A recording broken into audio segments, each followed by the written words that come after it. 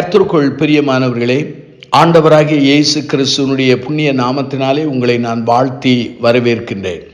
மத்தேயு நற்செய்தி நூல் 16ஆம் அதிகாரம் 19 வாசிக்கிறேன். பரலோக ராஜ்யத்தின் திறவுகோல்களை நான் உனக்கு தருவேன். இது இந்த வசனமானது அப்போஸ்தலனாகிய பேதுருவுக்கு கொடுக்கப்பட்ட ஒரு வசனம். ஆனால் ஆண்டவருடைய பிள்ளைகளாகிய நானும் நீங்களும் அதை சொந்தமாக்கி கொள்ளலாம். ஆண்டவரிடத்திலே தன்னுடைய பரலோக ராஜ்யத்தின் திறவுகோல் இருக்கின்றன, அதை நமக்கு தருவேன் என்று சொல்லி வாக்கு கொடுக்கிறார். அருமையானவர்களே, பரலோக ராஜ்யத்தின் திறவுகோல்களை உடையிற அவர் பூட்டினால் யாராலும் திறக்க முடியாது, அவர் திறந்தால் யாராலும் பூட்ட முடியாது. திறவுகோல்கள் என்றால் என்ன, அதை நான் விளக்க விரும்புகின்றேன். முதலாவதாக, திறவுகோல்கள் என்றால் என்ன? ஒரு ஐஸ்வர்யவான் தன் மகனுக்கு தன் பொக்கிஷத்தை முழுமையாய் கொடுப்பதற்கு அடையாளமாக தன் பொக்கிஷ பெட்டியினுடைய திறவுகோல்களை கொடுத்தார். அதனுடைய பொருள் என்ன? என்னுடைய ஐஸ்வர்யத்தை உனக்கு தருகிறேன் என்று பொருள். ஒரு அருமையான தகப்பன் தன்னுடைய மகனுக்கு தன்னுடைய தொழிற்சாலையினுடைய எல்லா பொறுப்புக்குரிய திறவுகோல்களை கொடுத்தார். அதனுடைய பொறுப்பு என்ன? இதோ அந்த அதிகாரத்தை உனக்கு தருகிறேன், அதனுடைய பொறுப்புகளை தருகிறேன் என்று பொருள். ஆகவே திறவுகோல்கள் என்றால் என்ன?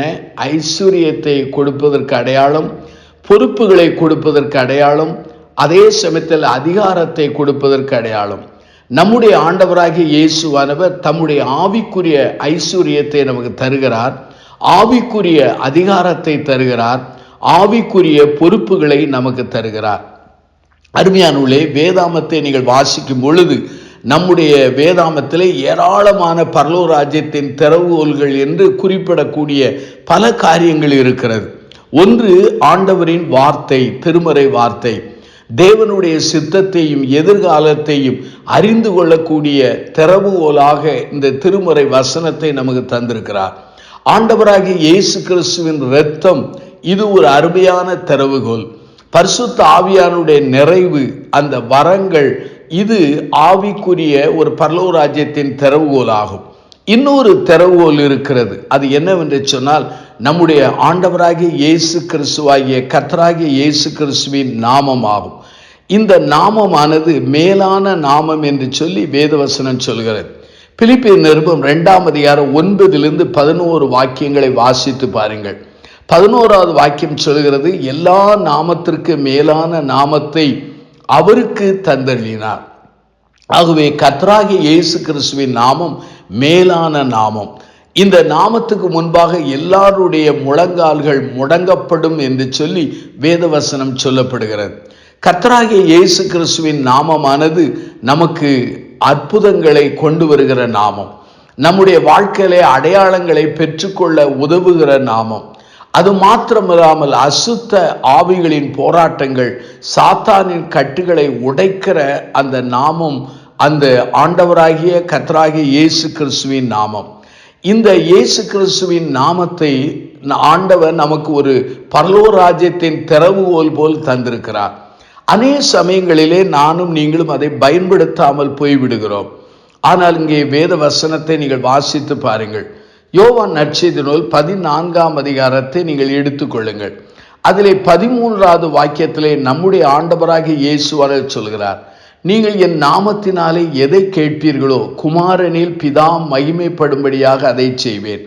ஜெபத்திற்கு பதிலை தரக்கூடிய அந்த வழி வாசல் அல்லது திறவுகோல் என்னவென்றால் ஆண்டவராகிய கர்த்தராகிய இயேசு கிறிஸ்துவின் நாமமாகும்.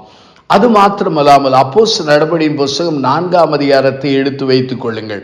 அங்கே 12வது வாக்கியம் சொல்கிறது, அவரால் அன்றி வேறு ஒருவராலும் ரட்சிப்பு இல்லை, நாம் ரட்சிக்கப்படும்படிக்கு வானத்தின் கீழெங்கும் மனுஷருக்குள்ளே அவருடைய நாமமே அல்லாமல் வேறொரு நாமம் கட்டளையிடப்படவில்லை என்றான். ஆகவே இங்கே சொல்லப்படுகிறது, ஆண்டவராகிய இயேசு கிறிஸ்துவாகிய அந்த கர்த்தராகிய இயேசு கிறிஸ்துவின் நாமம் ஜெபத்துக்கு பதிலை கொண்டு வருகிற நாமம், நம்முடைய வாழ்க்கையிலே விடுதலையை, ரட்சிப்பை தருகிற அந்த நாமமாக அது காணப்படுகிறது. அருமையானவர்களே, இந்த நாமத்தை, இந்த கர்த்தராகிய இயேசு கிறிஸ்துவின் நாமத்தை அநேக சமயங்களிலே உச்சரிக்க மறந்து விடுகிறோம். அந்த நாமத்துக்குரிய மகிமையை செலுத்த மறந்து விடுகிறோம். அந்த நாமத்தை சார்ந்து அநேக காரியங்களை செய்ய நாம் மறந்து விடுகிறோம். ஆனால் இன்றைக்கு நம்மை அர்ப்பணிப்போம். இந்த மேலான அந்த கர்த்தராகிய இயேசு கிறிஸ்துவின் நாமத்தை நாம் பயன்படுத்துவோம். அதை பயன்படுத்தும் போது அற்புதங்கள், அடையாளங்கள், ஆசீர்வாதங்கள், அது மாத்திரமல்லாமல் ஆவிக்குரிய அங்கு ஐஸ்வர்யங்கள், ஆவிக்குரிய அதிகாரங்கள், ஆவிக்குரிய பொறுப்புகளை ஆண்டவர் நமக்கு தந்து நம்மை வழி நடத்துவாராக. பிரார்த்தனை செய்வோம்.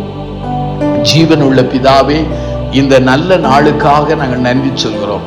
அநேக சமயங்களிலே கர்த்தராகிய இயேசுவின் நாமத்தை உச்சரிக்காமல் நாங்கள் போயிருக்கிறோம், எங்களை மன்னியும். அந்த நாமத்தை சரியாய் உச்சரித்து சரியாய் பயன்படுத்த எங்களுக்கு ஞானத்தையும் வல்லமையும் உணர்வையும் தர செபிக்கிறோம். அந்த நாமத்தை சரியாய் பயன்படுத்துவதற்குரிய அந்த பக்குவத்தையும் அர்ப்பணிப்பையும் எங்களுக்கு தாரும். இவ்வாறு செயல்பட விரும்புகிறவர்களை ஆசீர்வதியும். இயேசுவின் நாமத்தில் செபிக்கிறோம் ஜீவனுள்ள பிதாவே, ஆமென்.